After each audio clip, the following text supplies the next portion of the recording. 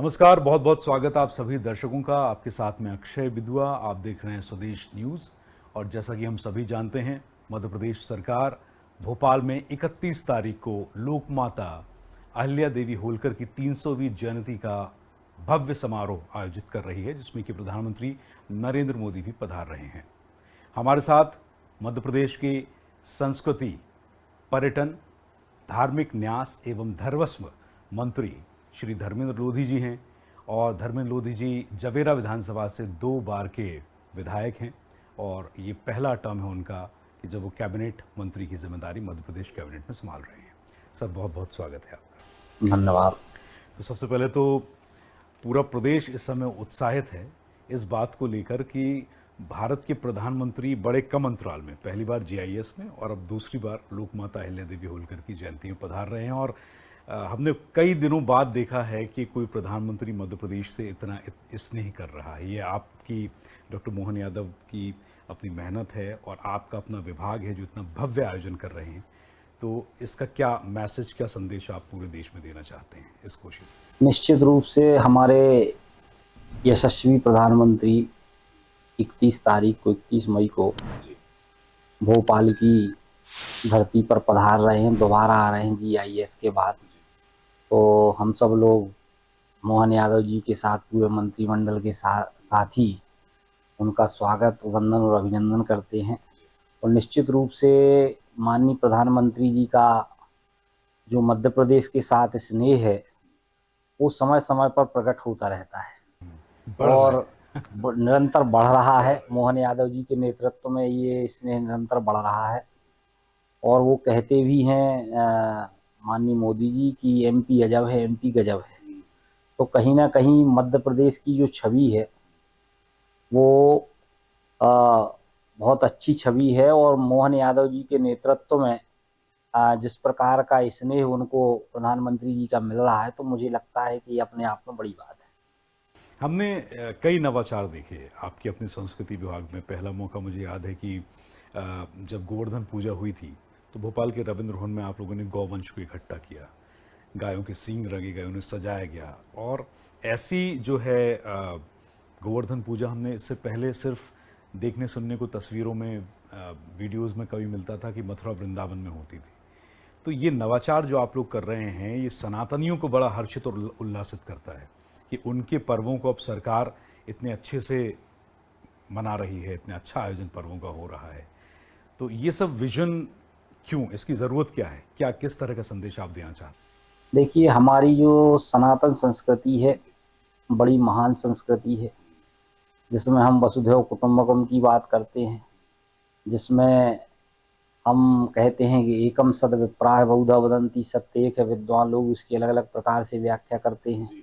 ये वो संस्कृति है जो कहती है कि सर्वे भवन्तु सुखिनः, सर्वे सन्तु निरामयाः, सर्वे भद्राणि पश्यन्तु माँ कश्चित् दुख भाग भवेत्। सब सुखी हों, सब निरोगी हों, सबका मंगल हो, सबका कल्याण हो। तो कोई संस्कृति अगर कहती है तो वो हमारी सनातन संस्कृति है। और सनातन संस्कृति इस देश की मूल संस्कृति है।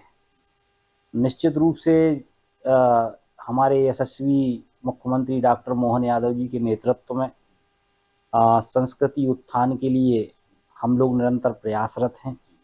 गोवर्धन पूजा हो, शस्त्र पूजा हो, जितने भी त्यौहार मनाए जाते हैं, तो आपने देखा होगा कि मोहन यादव जी की सरकार में हमने सारे त्यौहार मनाए हैं।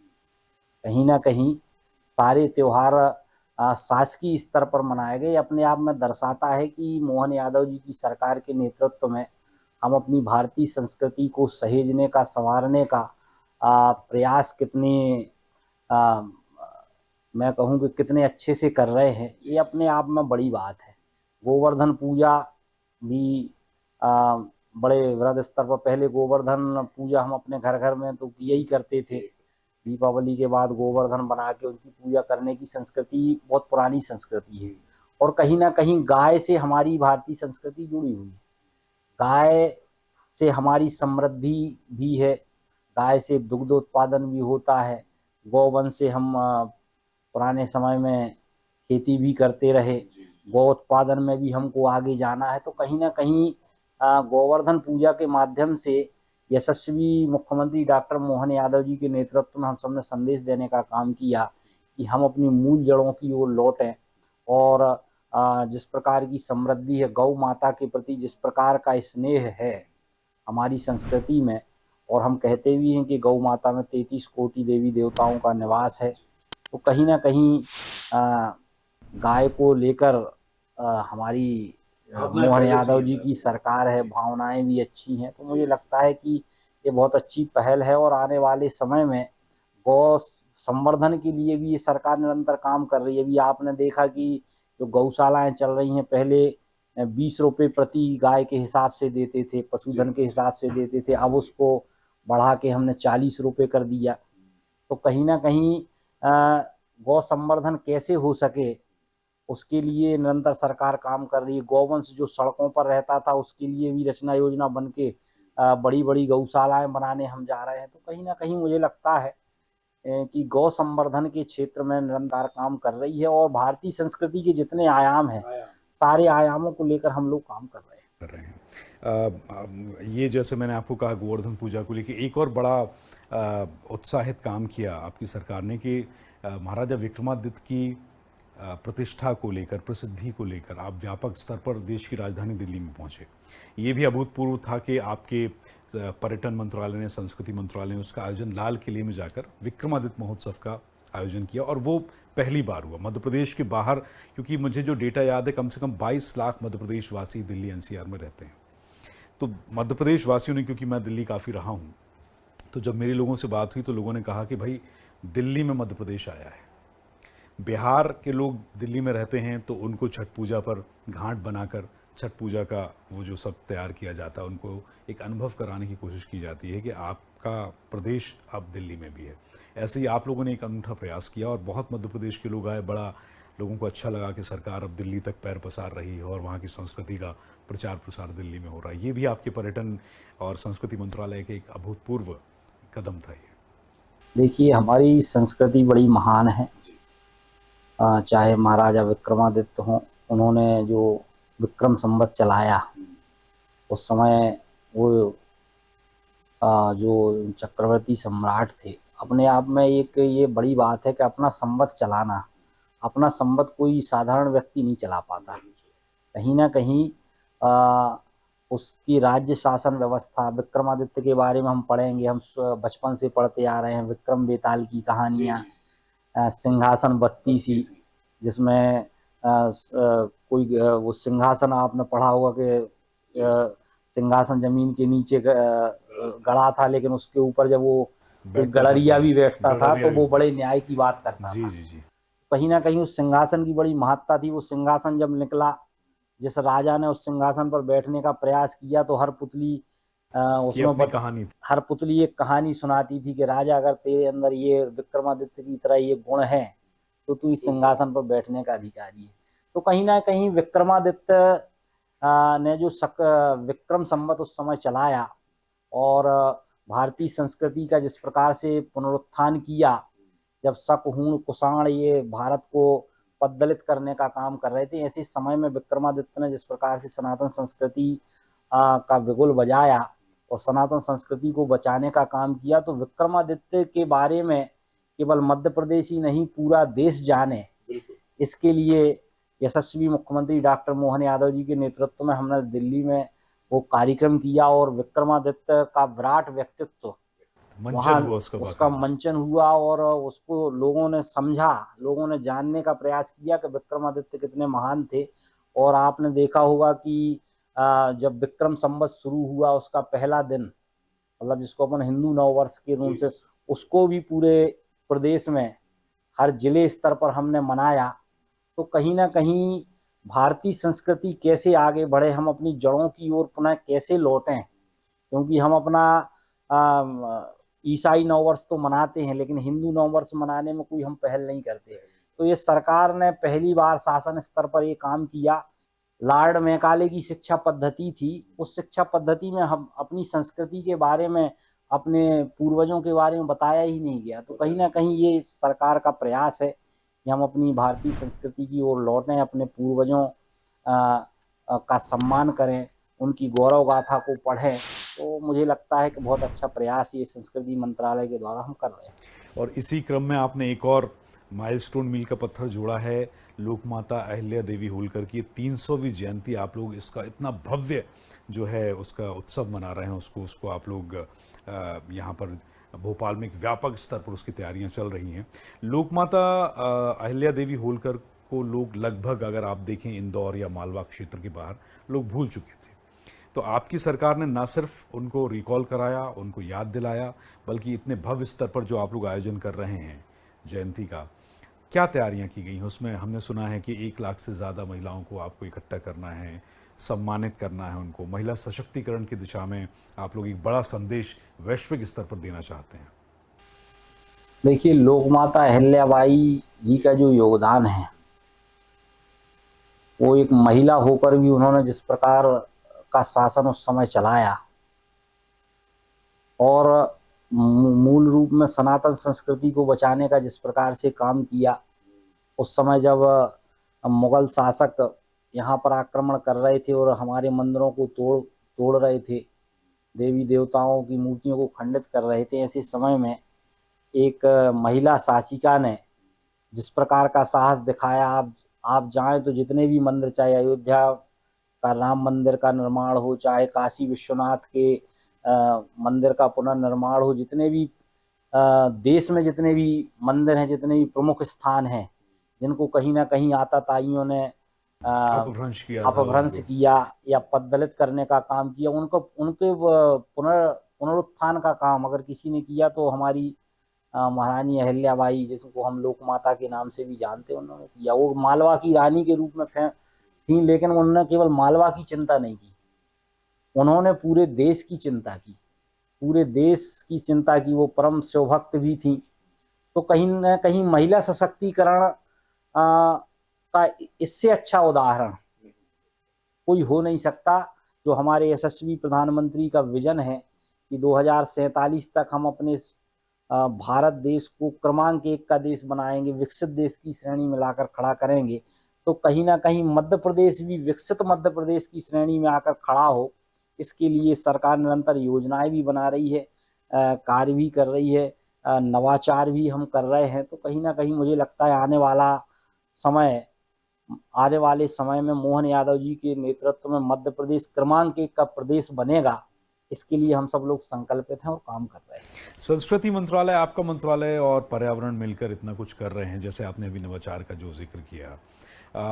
हम दूसरे लगातार स्टेट्स पर नज़र रखते हैं, राज्यों पर। वहाँ की सरकारें संस्कृति के लिए, सनातन संस्कृति के लिए, या फिर अपने इतिहास की जो गाथाएं हैं उससे देश, क्योंकि आपको पता है सोशल मीडिया का युग है, और जैसा आपने पढ़ाई का जिक्र किया कि अंग्रेज़ों के शासन के बाद शिक्षा पद्धति बड़ी दूषित हुई है हमारी, और अभी जब से सोशल मीडिया आया है तो हमारे जो युवा हैं, जो बच्चे हैं, वो भारतीय संस्कृति से, सनातन से तो दूर होते जा रहे हैं। आप बच्चों को टीवी में देखें तो कार्टून्स भी उनको बाहर के शिनचैन और नोबिता और वो जो चाइनीज़ और जापानीज़। तो मुझे लगता है कि इस दिशा में काम होने की बहुत ज़रूरत है कि बच्चे बाल्यावस्था से रामायण महाभारत की कहानियाँ, जैसे आपने विक्रमादित्य की गाथाओं का मंचन दिल्ली में जाकर लाल किले से किया, अब लोकमाता अहिल्या देवी होलकर की आप जो है वो जयंती मना रहे हैं, और उससे एक संदेश, जैसा आपने जिक्र किया कि महिला सशक्तिकरण की दिशा में बहुत अच्छा काम है। हमने लगातार देखा है कि प्रधानमंत्री जी का जो उद्देश्य है, उनका जो झुकाव है, वो महिलाओं के हित की तरफ हमेशा रहा है। चाहे 3 तलाक को ख़त्म करना हो, मुस्लिम महिलाओं के अधिकारों की सुरक्षा हो, उनके भविष्य की सुरक्षा हो, ऑपरेशन सिंदूर में उन्होंने कर्नल सोफिया कुरैशी और व्योमिका सिंह के माध्यम से पूरा डिटेल दिया इस देश की जनता को कि कैसा था ऑपरेशन सिंदूर की। उस सफलता के बाद महिला सशक्तिकरण वहाँ भी देखा देश की जनता ने, कर्नल सोफिया कुरैशी और व्योमिका सिंह के मार्फत, उनके माध्यम से, और अब इतना बड़ा भव्य आयोजन मध्य प्रदेश में। तो ये कहीं ना कहीं मुझे लगता है कि प्रधानमंत्री के उस विजन को साकार करता है कि वो अपने देश की महिलाओं को किस तरीके से सशक्त बनाने की कोशिश करेंगे। तैयारियां क्या की गई हैं, क्योंकि प्रधानमंत्री का प्रोटोकॉल जब कहीं उतरता है, इतना भव्य आयोजन किया जा रहा है, किस तरह की मेहनत आप लोगों ने की होगी इस आयोजन को सफल बनाने में? तैयारियां बड़े व्यापक स्तर पर की गई हैं, और महिला सशक्तिकरण के लिए सरकार जो काम कर रही है, उन हितग्राहियों को हम इसमें बुला रहे हैं। चाहे लाडली लक्ष्मी योजना चल रही हो, उसके हितग्राही हों, लाडली बहना योजना भी हम चला रहे हैं, उसके हितग्राही हों, ड्रोन दीदी हैं, इसमें लखपति दीदी की जो परिकल्पना हमारे यशस्वी प्रधानमंत्री मोदी जी ने की है। तो कुल मिला के सारी जो महिला सशक्तिकरण के क्षेत्र में बहुत सारे ग्रुप भी काम कर रहे हैं। जिन महिलाओं ने बड़ा अचीवमेंट किया है उनको भी वहाँ बुलाकर प्रधानमंत्री जी के द्वारा सम्मानित करने का काम किया जाएगा। तो एक बड़ा दिव्य और भव्य आयोजन ये हो रहा है, उसके लिए सरकार जुटी हुई है। और मुझे लगता है कि ये कार्यक्रम भी अपने आप में ऐतिहासिक कार्यक्रम होने वाला है और महिला सशक्तिकरण के लिए ये कार्यक्रम मील का पत्थर भी साबित होगा। मुझे लगता है कि महिला सशक्तिकरण के लिए जितना काम अपनी भारतीय जनता पार्टी की सरकार कर रही है, मोहन यादव जी की सरकार कर रही है, नरेंद्र मोदी जी की सरकार कर रही है, वो अपने आप में अद्भुत अविस्मरणीय है। अभी मैं कल न्यूज़ चैनल पर देख रहा था कि कुछ मोर्चों पर जब युद्ध हो रहा था तो कुछ मोर्चों पर महिलाएं भी अपना शौर्य दिखा रही थी। मतलब पाकिस्तान की गोलाबारी का मुंह तोड़ जवाब देने का वो काम कर रही। तो कहीं ना कहीं सेना के क्षेत्र में भी, हर क्षेत्र में कोई क्षेत्र ऐसा नहीं है जहाँ हमारी बहनें, हमारी महिलाएं, हमारी मातृशक्ति सम्मिलित नहीं है। तो मुझे लगता है कि ये बड़ा काम महिला सशक्तिकरण के क्षेत्र में हो रहा है। और अभी आपने देखा होगा कि संसद में भी आने वाले समय में 33% आरक्षण, चुनावों में संसद में भी महिला शक्ति पहुंचे। तो जो आने वाले समय में वो बिल भी आया है और आने वाले समय में 33% आरक्षण हम राजनीतिक क्षेत्र में भी दे रहे हैं। हमारी जो संस्कृति है वो मात्र संस्कृति से प्रेरित संस्कृति है और कहीं ना कहीं हम देवी के रूप में, भगवती के रूप में मातृ शक्ति की पूजा करने की जो संकल्पना है वो इस देश में लंबे समय से रही है। मुझे लगता है कि महिला सशक्तिकरण के क्षेत्र में भारतीय जनता पार्टी की सरकार, डॉक्टर मोहन यादव जी की सरकार, नरेंद्र मोदी जी की सरकार, हम सब लोग मिलकर जिस प्रकार से काम कर रहे हैं वो पहले कभी किसी ने नहीं किया। मैं वही इस पे आ रहा था। अभी हमने आपसे बात की आपके कार्य क्षेत्र के बारे में, अब मैं थोड़ा सा व्यक्तिगत आता हूँ। एज अ ह्यूमन बीइंग आप एक पद संभालते हैं, आप मंत्री हैं और आपको एक फ्रीडम मिली, एक आज़ादी मिली है काम करने के लिए। तो जो विजन है आपका संस्कृति मंत्रालय को लेकर, भारतीय संस्कृति के उत्थान को लेकर, जैसे आपने महिलाओं के बारे में, बेटियों के बारे में भी बहुत अच्छी एक पंक्ति मुझे सुनाई, ये बड़ी हृदय को द्रवित करने वाली और छूने वाली थी। तो ये मौका होता है कि सत्ता जब आपको एक अधिकार देती है, एक शक्ति देती है, तो आप उस दुनिया को बदल सकते हैं। तो धर्मेंद्र लोधी अपने आप में जो इंसान हैं, उनके जो जज्बात हैं, उनकी जो फीलिंग्स हैं, उनकी जो भावनाएं हैं, क्या आप अपनी संस्कृति से जुड़कर उसके उत्थान के लिए इसी तरीके से काम करते रहेंगे? निश्चित रूप से जो हमारा मध्य प्रदेश है इसमें पर्यटन की असीम संभावनाएं हैं। प्राकृतिक रूप से हम समृद्ध हैं, सांस्कृतिक रूप से हम सबल हैं, पुरातात्विक रूप से हमारी वाइल्ड लाइफ के रूप में माने तो टाइगर रिजर्व के रूप में सबसे ज़्यादा बहुत कुछ दिया। टाइगर स्टेट के रूप में सबसे ज़्यादा टाइगर हमारे मध्य प्रदेश में है। टाइगर स्टेट हैं हम, चीता स्टेट हैं, वल्चर स्टेट हैं, क्रोकोडाइल स्टेट है। मतलब जितने प्रकार की विभिन्न हो सकती हैं, विभिन्न प्रजातियां हो सकती हैं, सारी चीजें मध्य प्रदेश में उपलब्ध विविधताओं से भरा हुआ है। जैव विविधताओं से हमारा मध्य प्रदेश भरा हुआ है, सांस्कृतिक विविधताओं से मध्य प्रदेश भरा हुआ है। यहाँ का खान पान, यहाँ की जीवन शैली वो कहीं ना कहीं लोगों को प्रेरणा देने का काम कर सकती है। तो इन सारी बातों को लेकर जिस प्रकार का विजन हम बना रहे हैं कि आने वाले समय में सांस्कृतिक रूप से पर्यटन के क्षेत्र में मध्य प्रदेश क्रमांक 1 का प्रदेश बने, इसके लिए हम निरंतर काम कर रहे हैं। अभी आपने देखा पिछले बार 13 करोड़ से ज़्यादा पर्यटक मध्य प्रदेश में आए और सबसे ज़्यादा पर्यटक आपने देखा होगा कि उज्जैन महाकाल लोक धार्मिक पर्यटन के क्षेत्र में जिस प्रकार से हमारा मध्य प्रदेश आगे बढ़ रहा है वो अपने आप में एक बड़ी बात है। तो महाकाल लोक की तर्ज पर उस प्रकार के 20 लोगों का और निर्माण हमने किया है। कुछ लोगों का निर्माण हो गया है, चाहे जाना पाँव में परशुराम लोक हो, हनुमान लोक हो, अभी शारदा मैहर में मैहर लोक का भी निर्माण कार्य, ओरछा में राम राजा सरकार पूरा कॉरिडोर आप लोग बना रहे 200 करोड़ रुपए की राशि से वो कॉरिडोर बन रहा है। अभी हमारे दमोह में बांदकपुर धाम, इसको जागेश्वरनाथ धाम के लोक के नाम से हमने किया है और वहाँ भी 100 करोड़ की राशि से एक जागेश्वरनाथ लोक हम बना रहे हैं। और सबसे महत्वपूर्ण बात यह है कि लोग तो हम बना ही रहे हैं, इसके साथ साथ माननीय मुख्यमंत्री डॉक्टर मोहन यादव जी का विजन है कि लोग के साथ साथ ये रोजगार परक भी बने। इसके लिए जो योजनाएं बन पर्यटन रही से हैं, लोगों को रोजगार मिले, पर्यटन से रोजगार भी मिले, तो जो अपनी लोक बन रहे हैं उसमें हम दुकान भी निकालें, बहुत सारी दुकानें निकालें, ताकि लोगों को जो पर्यटक आते हैं तो कहीं ना कहीं अपने लोगों को रोजगार भी मिले मिलेगा। और मध्य प्रदेश पर्यटन के क्षेत्र में सांस्कृतिक रूप से क्रमांक 1 का प्रदेश बने। इस सारे विजन को लेकर मोहन यादव जी के नेतृत्व में मैं काम कर रहा हूं और आने वाले समय में इसकी बहुत अच्छी मुझे लगता है बहुत अच्छा परिणाम आपको देखने को मिलेगा। तो मुझे लगता है कि बहुत अच्छा काम हम कर रहे हैं और आने वाले समय में ये काम ऐतिहासिक होंगे, रेखांकित करने योग्य होंगे, मैं ये कह सकता हूँ। संस्कृति आपके पास है, पर्यटन मंत्रालय आपके पास है, धर्मस्व और धार्मिक न्यास आपके पास है, तो ये कहीं ना कहीं इंटरकनेक्टेड है। जो पर्यटन के लिए आएगा, पर्यटन में धार्मिक न्यास और धर्मस्व भी है, तो ये आपको सेटिस्फेक्शन देता है। क्योंकि इतनी देर की बात में मुझे ये तो समझ में आ गया कि वो चीज़ आपके अंदर है आपके, आप उसको विलिंगनेस के साथ, अपनी इच्छा शक्ति के साथ और बेहतर परिणाम की तरफ ले जाने की कोशिश कर रहे हैं। ये मुझे समझ आ गया है इतनी देर की बातचीत में। तो ये बहुत अच्छा काम है सरकार का। अब लाडली बहना की, लाडली लक्ष्मी की आपने चर्चा की, तो हमने देखा पिछले कुछ सालों में पूर्ववर्ती सरकारों में कि प्रधानमंत्री को देखने मध्य प्रदेश की जनता तरसती थी, इतना स्नेह कभी मिला नहीं।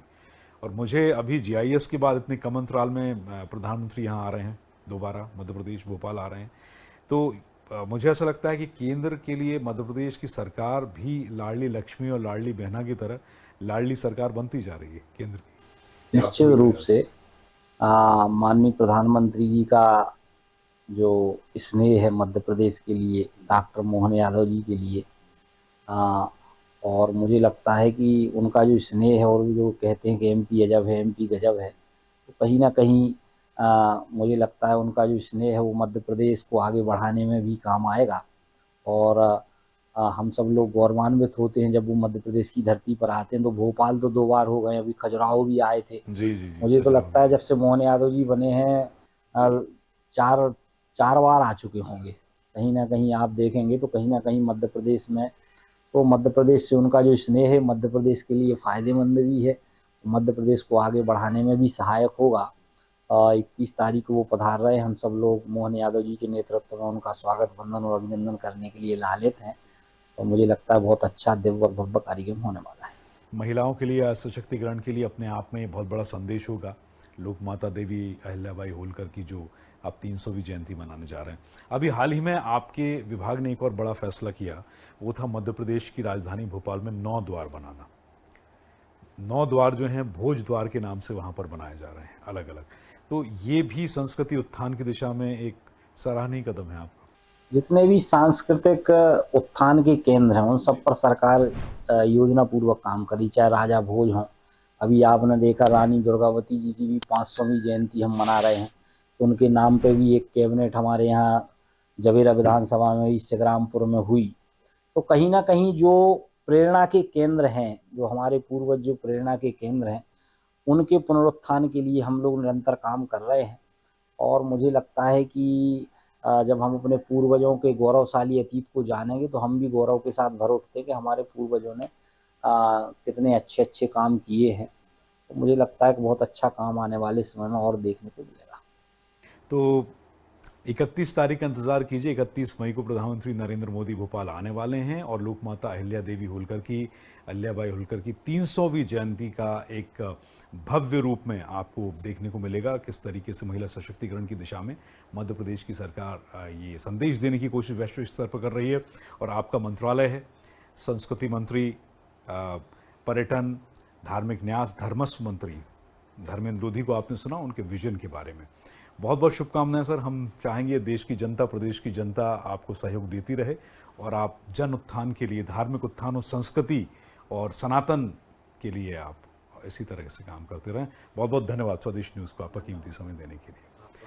अभी के लिए बस इतना ही। आप देखते रहिए स्वदेश, सबसे पहले देश। नमस्कार। और अपडेट्स के लिए लाइक, फॉलो, शेयर जरूर करें। साथ ही YouTube पर बेल आइकन दबाना ना भूलें और विजिट करें हमारी वेबसाइट swedeshlive.com पर।